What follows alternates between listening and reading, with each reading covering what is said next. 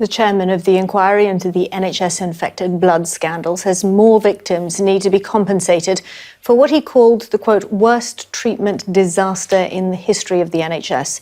Thousands of patients were infected with HIV and hepatitis through contaminated blood transfusions between 1970 and 1991. Sir Brian Langstaff made the recommendation ahead of the publication of the full report, and he wants unrecognised victims, including parents who lost children and those left orphaned as a result of the scandal, to be included in the compensation scheme. Sky's Ashna Horinag has more. And then when he died, we lived a lie because we couldn't tell people why he died.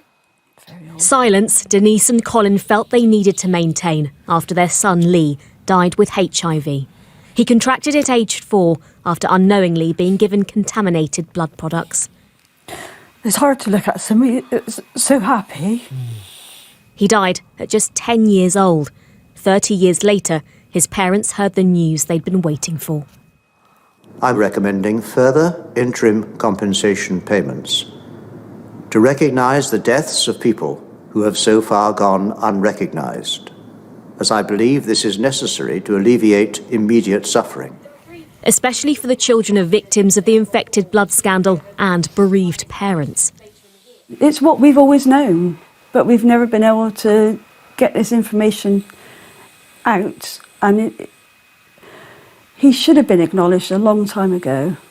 And for us to have him, for him to be acknowledged now is just huge for us. He lost his life. And he shouldn't have. He should have still be here, really. A sense of validation that some families still don't have. Nicky died after receiving contaminated blood because his widow received an interim payment to acknowledge her loss last year. His mother, Rosemary, will not. We've nursed our children. We've watched them die. But as I say, there's no money really that can compensate for that. But it's just recognition of our pain and our suffering that we're looking for. It's to people in here they will look too. These recommendations will be picked up again when Parliament returns to sitting on April the 17th. For now, the government reiterates that this scandal should never have happened. It's for the Cabinet Office to decide whether to act on these findings. Denise and Colin say it would mean their son's suffering and their pain have finally been understood. Ashna Horinag, Sky News.